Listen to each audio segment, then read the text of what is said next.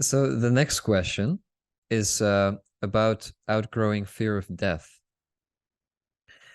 To what extent can we outgrow fear of death? Can I outgrow it to the point where I'm sitting in an airplane that's about to crash, feeling completely fine and fearless? If you would be sitting in such a situation, would you be completely unafraid? Yes, well, I actually can address that question from experience. I have been sitting on a plane that was in the process of falling out of the sky. Oof. Um, so I can tell you exactly how that went.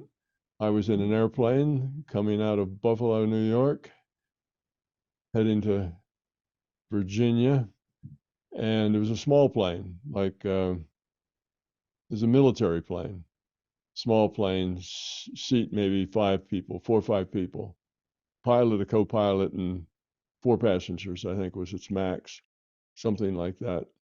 And there were 3 of us as passengers, and it was raining, and then the ice was forming on the plane as it went up, and about, I don't know, 5,000 feet or so, one of the engines exploded, and it was a two-engine plane.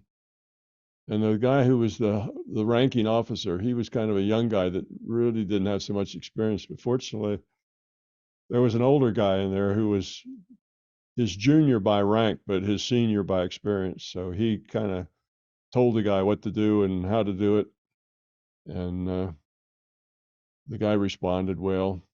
And what happened was that, okay, we started falling out of the sky and we went down and down. And finally, he got that engine that was busted, what they call feathered the engine. I mean, so the engine was no longer a drag on the plane.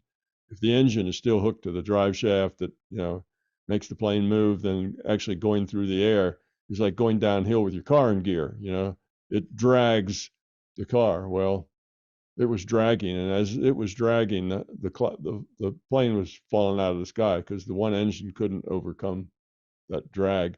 So the experienced guy put him through the steps of getting that engine not to be dragged, and then we started to fall out less slowly. We came down. We got to be about,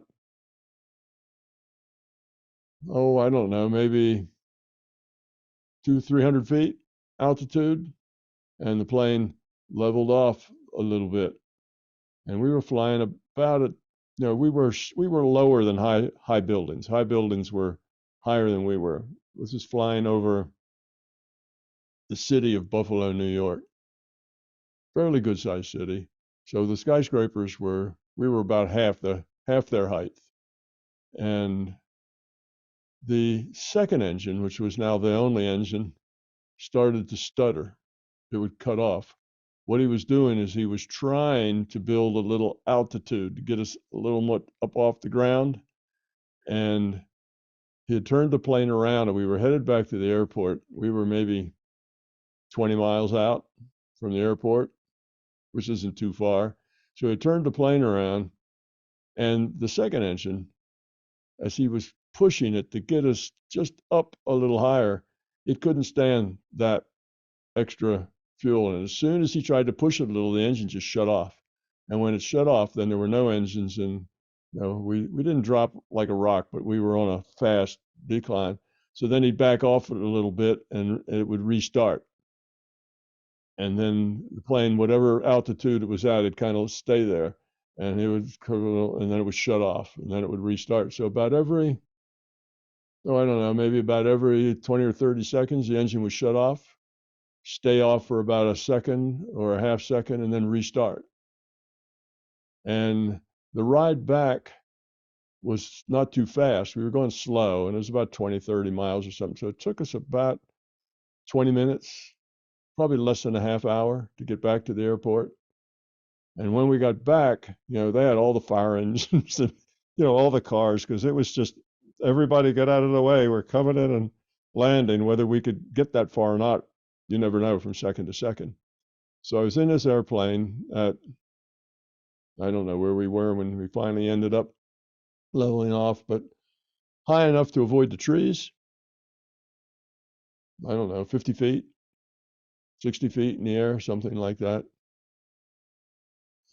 And mostly we were over city. So had we gone down, we would have just crashed into a building because there wasn't places to land beneath. Most of the streets were full of traffic. Traffic was busy, bumper to bumper all over, and there was wires and things all over. So there really wasn't a place to land that wasn't going to be damaging to us and others over the. And we did actually fly right alongside of, off to the side was a golf course. And I'm thinking, go land on the golf course. We could glide as far as the golf course goes. But the pilot didn't want to do that. He was going to make it back to the airport. So we passed right by that golf course, and then we had about another 10 or 15 miles of city to fly over, which was dangerous for the people in the city. He should have landed it for the sake of the people in the city. He should have tried to, slide in. Everything was wet and slippery. He could have gone in. His wheels probably would have stuck in the mud, but he could have bellied in and slid along, one of the fairways or something, and we probably all would have survived that with a little luck. But anyway, so he took to go back over the city and get back to the airport. Well, obviously, I'm here talking to you, so we did make it back to the airport. But all the way back to the airport, it would run for maybe 30 seconds a minute, and then the engine would cut off. We'd start to drop, the engine would come back on. Another 30-second, the engine would cut off. And you never knew when the engine cut off whether it would ever cut back on again. And if it didn't cut back on, it was probably about 30 seconds worth of glide before we hit something, a building probably. So I spent at least 20 minutes of a ride back every 30 seconds to a minute, not knowing whether when the engine cut off, it would start back up again. So I sat on the plane, and I didn't particularly have any fear around it. It was just, this is an interesting situation to be in, and I was looking at the other people, and the one guy there was totally white knuckled and freaked out. He was sure that, the end was near. And when we finally got back, he wouldn't fly a small plane again. The planes were provided for us like taxis. They were like air taxis. And even on fairly long flights, and they had military pilots. But anyway, he would not fly that way again because that was the cheap way for the company to fly us around, was on these military planes. They were for free.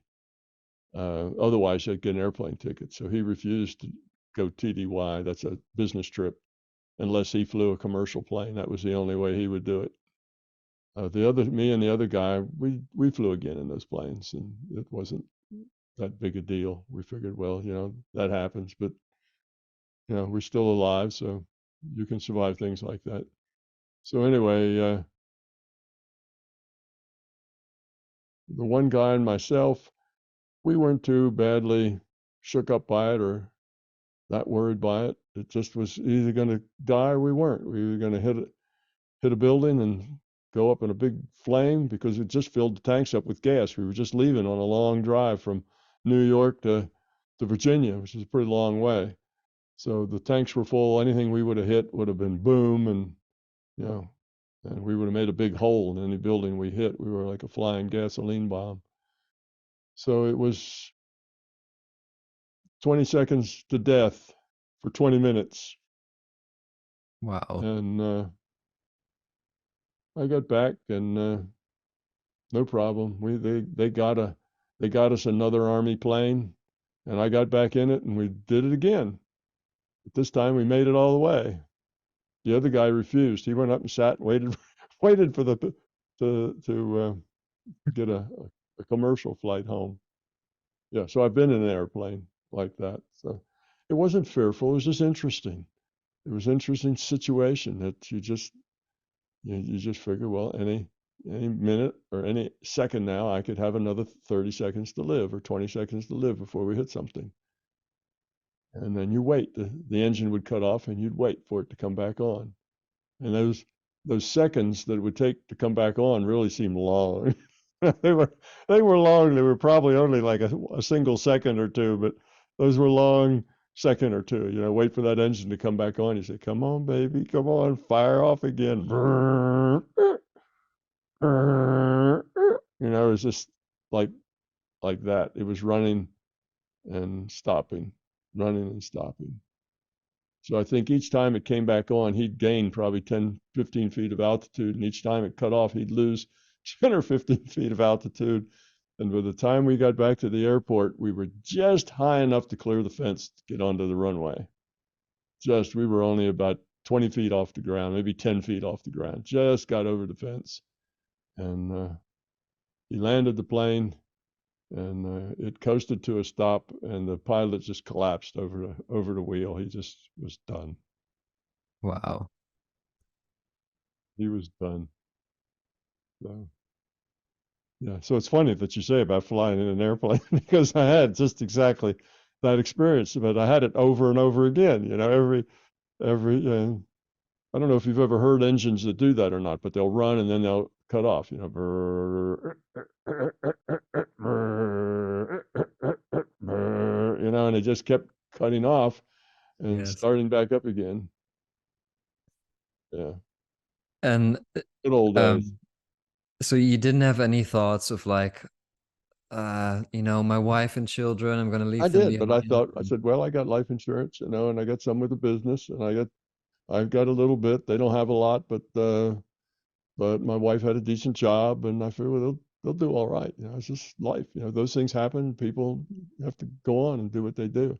My son was very young. He was only maybe I don't know, trying to think when that happened. He was maybe 2 or 3 years old. So I thought, well, he just may have to do without me. Maybe my wife would get married and he'd have another dad that would be good to him. But it couldn't be helped. There was just nothing I could do about it. So there wasn't any point worrying about things that you can't do anything about. So I just didn't worry about it. I said, well, it's going to have to work itself out however it does. You know, if I die, they'll have to deal with it. If I live, they'll have to deal with that too. So it's just, there's no point, trying to think about things you can't control. You just sit there and see what happens. Yeah. So, Well, rationally that makes sense, but I think, it's like this fear, it's not something that you control when you have it. It's like it just runs through the system and well, I but just you it felt that there was sounds no like you point. didn't. There was no point in it. Either I was going to die or I wasn't going to die, and we wouldn't find out until it either engine didn't start or we made it back to the airport. And do you feel like your fearlessness, um do you think you had this level of fearlessness thanks to all of the meditation that you did and the spiritual work that you did with Robert Monroe? Or do you feel I like it think I was just came in that way. okay? I think I just, I think I probably had that when I arrived. Because I can imagine you develop a fearlessness of death from, going out of body a lot, working in the transition frame. It's like you get exposed to the process of Yeah, separating from the physical body. Your identity gets extracted from that mm, physical vehicle. yeah, that tended to make a little difference, but I already really didn't have that much fear. It was, I'm not sure why, other than I just arrived already that way from the last incarnation, but it didn't.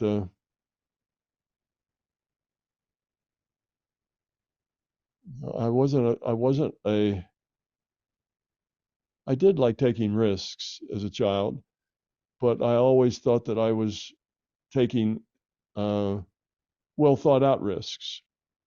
I always assessed it and decided that there was enough, room for error and still surviving. That it wasn't a foolish risk. It was a risk that was calculated that it would be survivable to at least like a 80-90% survival kind of thing. And then, but I did tend to be a risk taker.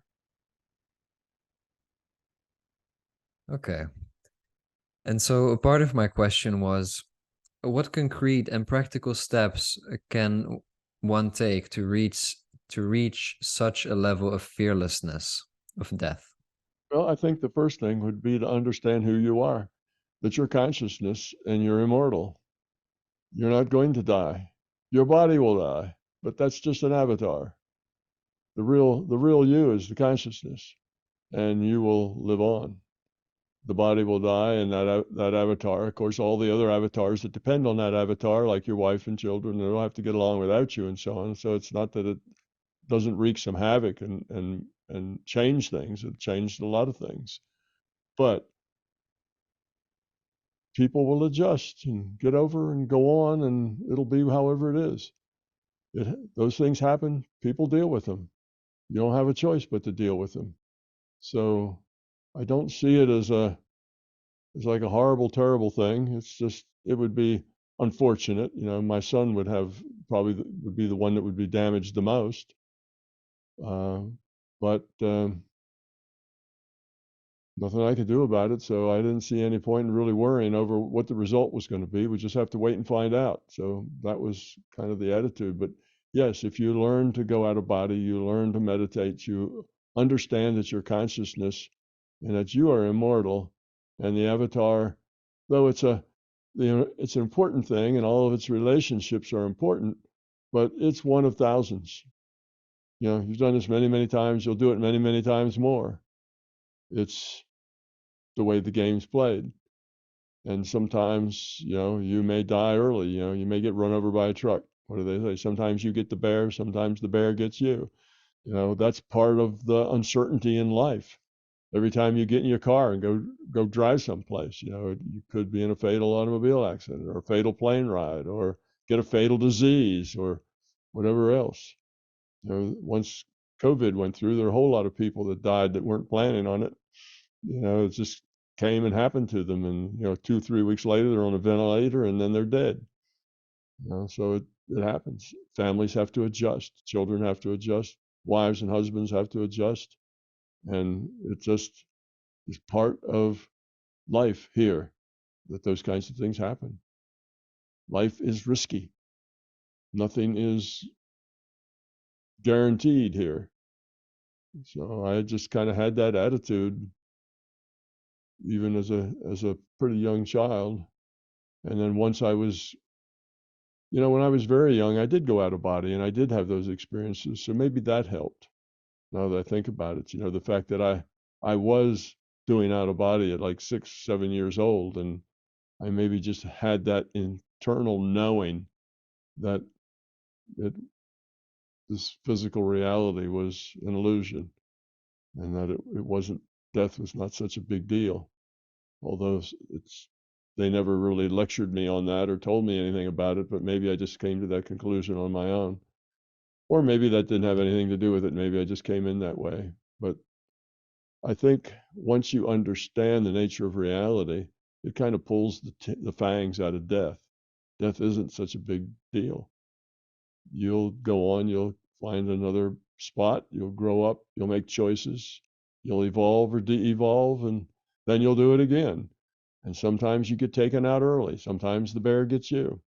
Sometimes the airplane engine won't restart. It's just life, and you might as well, if you're in that situation and there's anything you can do about it, well, you should do something about it. It's not like, oh, I don't care if I die or not. It's not that kind of bravado. It is what it is. There's nothing that I could do there. I didn't know how to fly a plane. The pilot and the co-pilot had experience in this kind of thing, so I just trusted that they would do what needed to be done, and either we'd make it or we wouldn't. Didn't deserve any particular worry or concern. I did think about my children, but I figured they'd get by. It's not like they were going to be destitute, have to live under a bridge or something. They do okay. I had some life insurance I got where I was employed, and my wife had a good job. She could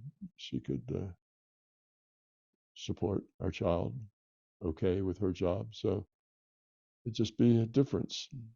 Most women, because we were both pretty young then, most women would have gotten remarried probably and had another husband and a new father for my son, that could have worked out good or worked out badly, you know, who knows? But you just live with stuff like that, and they would have to live with it too. So that's the nature of signing on to this virtual reality game. Sometimes you have to live with tough stuff, and you have to grow through it, grow because of it. Nobody's guaranteed a sweet ride.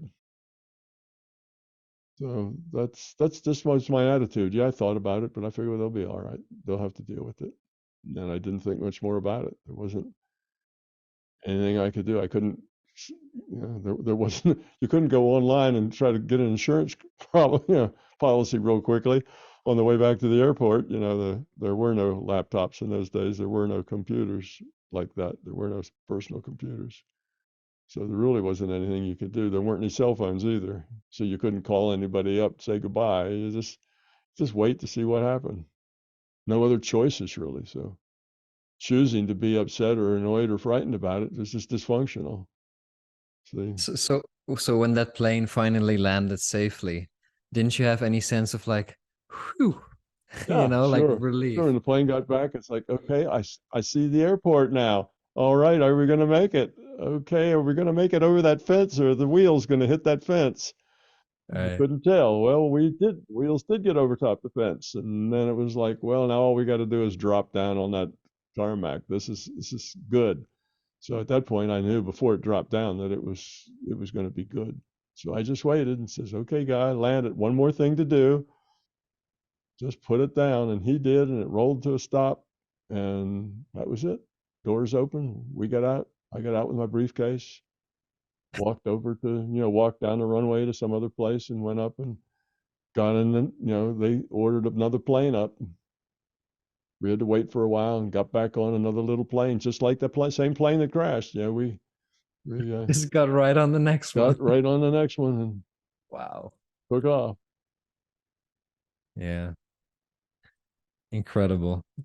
Okay. Wow. That was an interesting story. I've never heard you tell that I before. don't tell stories much, but it just was funny that you talked about an airplane and you're in an airplane about to crash. What would you feel? And I thought, well, Yeah. I've been there and done that. I know about that.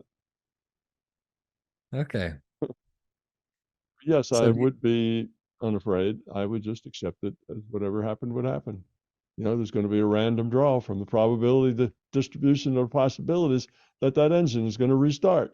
What are the probabilities? I was giving it my intention. Come on, let's make it. Come on, a little further, just a little further. Sure, I was rooting for us to win. I wasn't sitting back reading a comic book, unconcerned. I was putting my attention to a good ending to the story, but it was going to be whatever it was.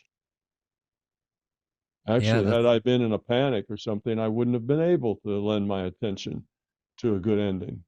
But the fact that I was perfectly in control, I could do that, and I did. So and I was in a calm state. So I just said, just had my intent to just get home, just keep starting, just a little bit more, and we made it. yeah, and who knows how much that contributed to Who you knows how making much it to that the end. contributed to making it? I have no idea, but that was just a natural thing for me to do. Yeah.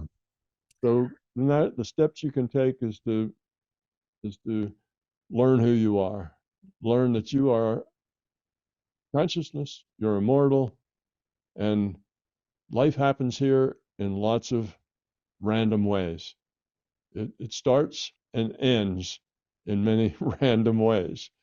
And that's just a part of this game. It's like that. And everybody in it has to accept that as the way the game works. So being upset about it or annoyed with it is just pointless. You just, It's not an intellectual thing though, is it? Because everything you're saying, it's completely rational and I agree with it and I can understand it. I could probably say the exact same things, but actually being fearless, it's like it takes place on a whole different domain. I And guess, I don't know. I didn't really feel any fear.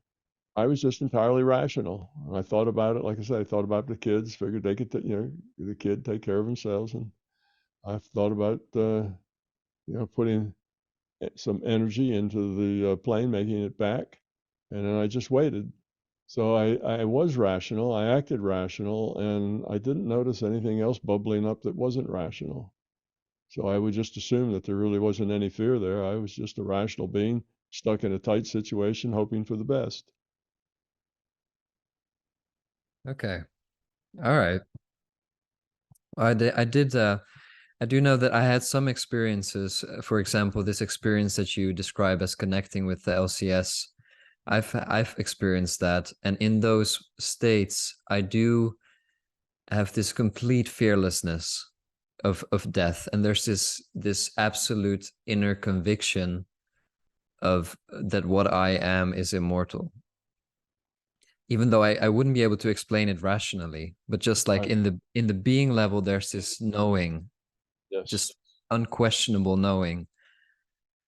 But then when I'm not in that state, it's not there. It's like I think there would be a lot of fear. Yeah. And another thing, that you can do to lessen the fear of death is just grow up. When you grow up, you lessen all your fears. And you grow up enough where you don't really have fears, and then fear of death is gone too. So evolving the quality of your consciousness will get rid of all your fears. I and MBT Events hope you liked this video. We will continue to post videos for free on my YouTube channel, but please understand, these videos are expensive to produce. They represent many thousands of hours of production and editing, as well as all the necessary audiovisual equipment, computers, and software. If you find something of significant value in our videos, please consider supporting their production through our Patreon account or through a one-time donation. It would be very much appreciated. The links are in the description below. Thank you.